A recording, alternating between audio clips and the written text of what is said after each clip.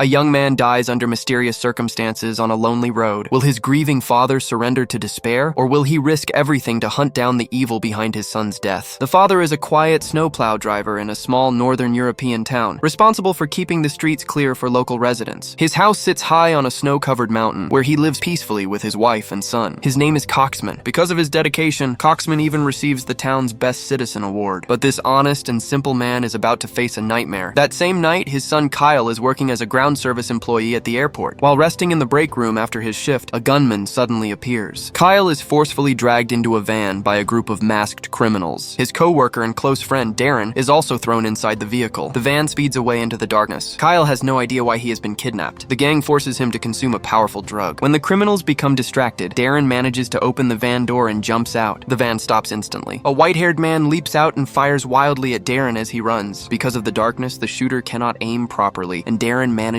to escape. The next morning, the van reaches the city center. The gangsters place Kyle's unconscious body on a public bench. To avoid suspicion, they sit beside him and pretend to talk before walking away. In truth, Kyle has already been dead for a long time. Coxman and his wife later arrive at the mortuary and see their son's body. The devastated couple is too overwhelmed with grief to speak. Then the police chief delivers shocking news, claiming Kyle died from a drug overdose. The words hit them like a thunderbolt. Coxman immediately senses something is wrong, knowing his son never used drugs. Kyle's death puts severe strain on their marriage. Coxman's wife blames him for never truly understanding their son. She releases all her anger and sorrow onto him. Coxman remains silent. He neither explains nor argues, choosing to endure everything alone. Inside, his heart feels like an icy wind sweeping across a frozen mountain, completely empty of warmth. Late at night, he returns to the snowplow parking lot. He pours himself a glass of wine and takes out his rifle. At that moment, he considers ending his painful life with a single shot. Suddenly, a weak voice echoes from around the corner. A filthy, injured man crawls out from behind a storage cabinet. Coxman instantly recognizes the blood-covered man as Darren, his son's friend. Darren repeatedly apologizes. At last, he reveals the truth behind Kyle's death. It turns out Darren had stolen a large bag of drugs from the criminal gang. When the gangsters caught up with them, they mistakenly believed Kyle was responsible and captured him as well. Darren managed to escape, but Kyle was killed by the gang. Furious with rage, Coxman grabbed the criminal by the collar and forced him to reveal who was responsible for his son's death. After learning the name and address of one of the gang members, Coxman's heart burned with anger. He immediately got into his car and drove away. His first stop was a crowded bar. With the help of a security guard, he finally identified a man named Speedo. This was the thug who had poisoned his son. When Speedo left the bar, Coxman followed him. He stepped into the elevator right behind him. Coxman began questioning him, but Speedo refused to cooperate. Unwilling to deal with an old man, Speedo pulled out his pistol. He believed the threat would scare Coxman away. What he did not realize was how dangerous the fury of a father who had lost his son could be. After a brutal struggle, Coxman overpowered Speedo and dragged him into his car. He searched Speedo's phone and discovered the name of his boss. At first, Coxman considered letting him go. By nature, he was still a decent man, but some events can turn even the gentlest soul into a merciless predator. In the end, Coxman killed Speedo. The next question was how to dispose of the body. In Northern Europe, that was not a concern. The land was vast, with few people, and mountains and rivers everywhere. Coxman wrapped the body in wire mesh and threw it into a powerful waterfall. When he returned home, he found his wife sitting alone in silence. No matter what he said, she did not respond. After their son's death, all emotion between them seemed to have faded. After midnight, Coxman returned to the parking lot as he often did. That night, he removed the barrel and stock from his Winchester Model 70 rifle. He modified it into a compact handgun that could be easily hidden. Next, he went to the wedding dress shop owned by Speedo's boss. The shop owner immediately felt uneasy when the old man walked in. Wedding dress shops rarely see customers like him, and Coxman kept something concealed beneath his coat. The owner asked him to wait until he finished with a female customer. While waiting, the owner closely watched Coxman's behavior. He sensed that the old man was dangerous. Once the customer left, Coxman struck the owner with the butt of his gun. Blood poured from the man's mouth as he collapsed. Under threat, the owner revealed the names of the drug couriers. They were all part of a larger drug trafficking network. The owner begged for his life. Coxman paused briefly and chose to spare him, but then he asked one final question. Who was the greatest quarterback of all time, Alvin or Marino? The owner answered correctly. Even so, he still had to die. He too was connected to the drug trade, and disposing of the body followed the same method as before. Coxman then headed to the airport. There, he waited for a drug trafficker who looked like Santa Claus. He continued driving his snowplow closely behind the man's car. The trafficker suddenly accelerated. The smuggler noticed the heavy vehicle behind him and thought it was about to ram into his car. Strangely, the snowplow turned a corner and vanished. Relieved, the smuggler relaxed, believing the danger had passed. He had not gone far when the snowplow suddenly reappeared on the road ahead. Coxman stepped out of the vehicle and walked toward the smuggler's car. He demanded that the man reverse his vehicle so the snowplow could pass. The smuggler looked at the road and saw it was wide enough. There was clearly no need to move his car. At that moment, he realized Coxman was intentionally provoking a confrontation. The smuggler tried to stay calm. He wanted to resolve the situation peacefully because he was carrying valuable cargo that had to be delivered. Coxman answered with his fists. He struck the smuggler until blood poured from his nose. Even while gasping for breath, Coxman continued punching him. He demanded to know who was behind everything. The smuggler refused to talk and even mocked him. Just as the smuggler believed the old man could do nothing more, Coxman pulled out his pistol.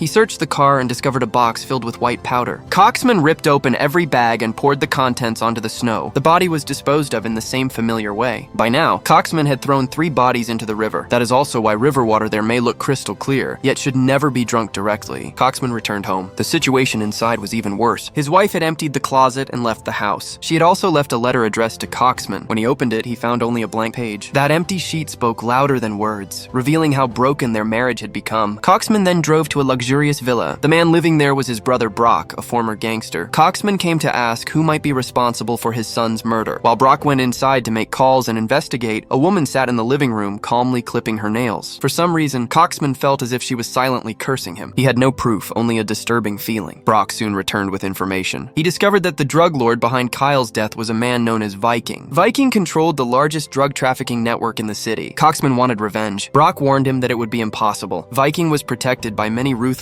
men, and an ordinary old man would never get close to him. Brock advised hiring a professional assassin instead. He also reminded Coxman that 3 of Viking's men were already dead. By now, they would certainly be furious. Brock's concerns were justified. Viking was enraged after learning that 3 of his men had vanished. A full kilogram of drugs was missing, and he had no idea who was responsible. Sharp and calculating, Viking realized that anyone capable of killing 3 of his men could not be an ordinary person. Viking suddenly thought of a Native American gang that had long opposed him in the drug trade. The more he considered it, the more convinced he became that the same group was responsible for the 3 murders. As a young boss who had recently taken power, he needed to restore both his reputation and his lost profits. Without hesitation, he sent 2 henchmen to eliminate his rival and recover the stolen drugs. The 2 men lay in wait at the airport parking lot. When a Native American man arrived, exited the plane, and got into his car, they followed him. They captured the man and brought him before Viking. Without any questioning, Viking drew his gun and shot him dead. He tied the body to a wooden plank and left it on a snow-covered mountain.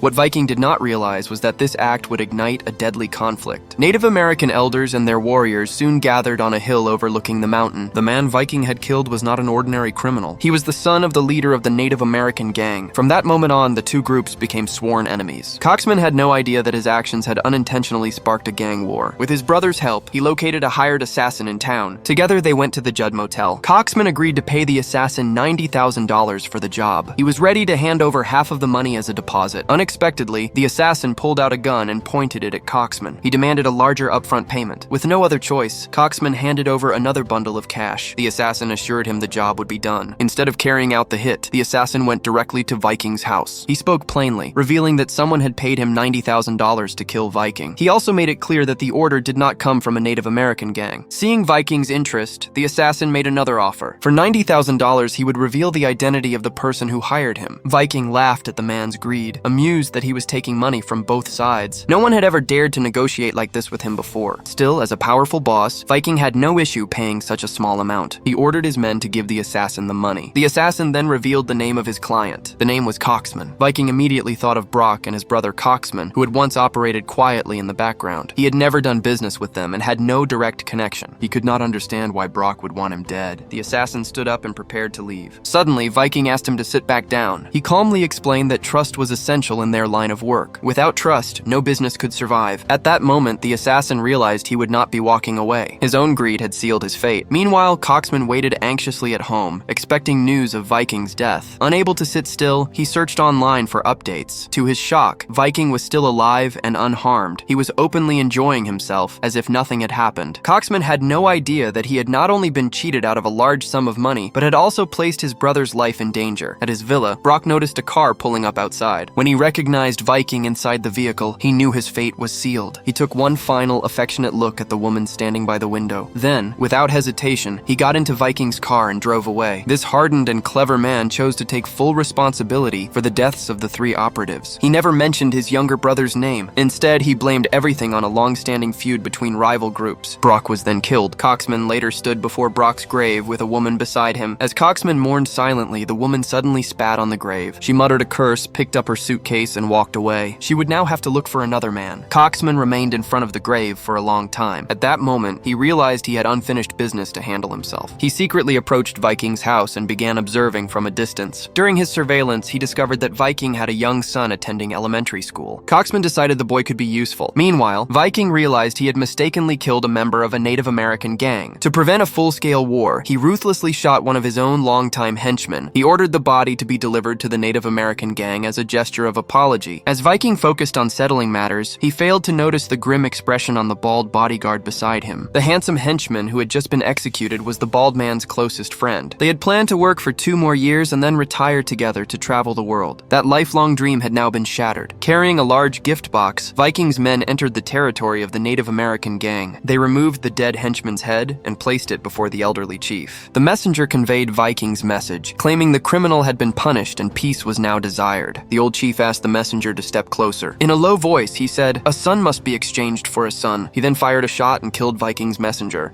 Elsewhere, Coxman located the school attended by Viking's son. When classes ended, he approached the boy and claimed to be sent by his father. The boy sensed that the man in the suit seemed cold and unfamiliar. Still, he got into the car with Coxman. Coxman drove the child back to his own home. By then, the boy understood this man was not one of his father's men. Strangely, he was not afraid. Instead, he felt curious, as Coxman neither threatened nor frightened him. That night, Coxman offered the boy his son's old bedroom. As Coxman prepared to leave, the boy asked him to stay and read a bedtime story. With no children's book available, Coxman picked up the snowplow instruction manual. He began reading it aloud to the boy as a bedtime story. Unexpectedly, the boy listened carefully to everything Coxman read. Coxman continued speaking for a long time. When he finally stood up to turn off the light, the boy suddenly leaned into his arms. Perhaps in Coxman, the child felt a sense of fatherly warmth he had never experienced before. Coxman's heart became conflicted. His own son was gone. Yet his enemy's child was now resting in his arms. The boy reminded him of his own child. That little boy had once curled up in his arms in the same way. At the same time, Viking was desperately searching for his son. He went to the school security guard and was told that Coxman, the snowplow driver, had taken the boy. At that moment, Viking realized there was another Coxman in the world. This was the man who truly wanted him dead. The school security guard demanded money in exchange for this crucial information. Viking immediately gathered a large force and marched up the snowy mountain. They headed straight for Coxman's house. When they arrived, the house was empty. However, Viking found his son's school bag inside. This confirmed that the guard had not been mistaken. His son had indeed been taken by Coxman. The bald bodyguard discovered a photograph hidden in a drawer. The name of a parking lot was written on the snowplow shown in the picture. Viking then led his men back toward the road. What he did not know was that the bald man had secretly made a phone call. He informed the Native American gang of Viking's location. He wanted revenge for his friend's death. Meanwhile, Coxman waited for Viking at the top of the mountain. Through the scope of his sniper rifle, he saw the convoy approaching. He knew a major battle was about to erupt. He quickly hid the boy inside a steel cabinet on the second floor. Then he concealed himself in a hidden tunnel beneath the snowplow. He waited silently for the enemy to arrive. Soon, Viking's convoy reached the parking gate. Hidden beneath a vehicle, Coxman aimed his gun at the man who had killed his son. Just as he was about to pull the trigger, a gun was pressed against his temple. They had already discovered his position. Coxman was dragged out and brought before Viking. The two enemies, meeting for the first time, confronted each other. Viking questioned the old man about his missing son. Unknown to them, another convoy was slowly advancing along the snowy road behind them. The men inside the vehicles had their weapons ready. Suddenly, both major gangs opened fire. Caught in the chaos, Coxman quickly dove behind a car for cover. The gunfight at the parking lot turned fierce. The elderly leader of the Native American gang remained still inside his vehicle. When both sides were nearly exhausted, the old chief finally stepped out. He opened fire at Viking, determined to kill him with his own hands. At the same time, Coxman sprinted toward the warehouse. He started his snowplow and rammed it directly into Viking's car. Viking narrowly avoided the impact. Coxman refused to let him escape so easily. He jumped onto another tractor trailer and continued the pursuit. He used the snowplow to cut down a large tree, blocking Viking's escape. The tree trunk pierced the Cadillac, but Viking, driven by a desperate will to survive, tried to continue driving. Suddenly he froze. A bullet had struck his chest. The man standing before him was the leader of the Native American gang. He had finally killed his enemy with his own hands. Coxman approached the car and saw Viking's lifeless body. Feeling that his mission was complete, he restarted his snowplow. He wanted to clear the snow from this area one final time. Suddenly a man climbed into the driver's cabin. It was the leader of the Native American gang. There was no hostility between them. The old chief lowered his gun, and together they rode the snowplow. They cleared the path for the convoy following behind them. The movie ends with this scene. Before you go, I've started a second channel where I upload Korean drama explanations. If you enjoy story-based content, you'll definitely like it. The link is in the description and on the end screen right now. Please check it out and help me reach 1,000 subscribers on that channel. Your support really means a lot. Thanks for watching.